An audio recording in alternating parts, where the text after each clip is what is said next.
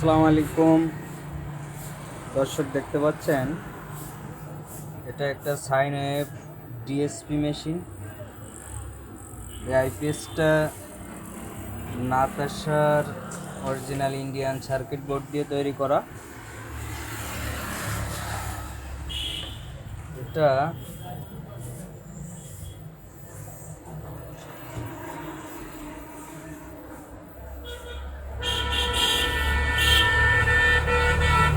Charging problem ছিল, charge হচ্ছিল না, আউটপুট ঠিক ছিল।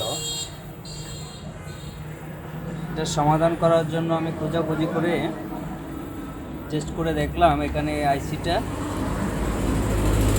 দেখতে পাচ্ছেন LM324N আইসিটা প্রবলেম দিচ্ছিল, শর্ট ছিল।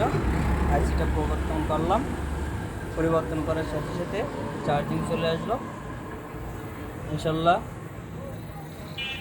এ ধরনের প্রবলেম থাকলে আমাদের সাথে যোগাযোগ করবেন। আর যদি এই ধরনের মেশিন তৈরি করতে চান তাহলেও আমাদের সাথে যোগাযোগ করতে পারেন ইনশাল্লাহ।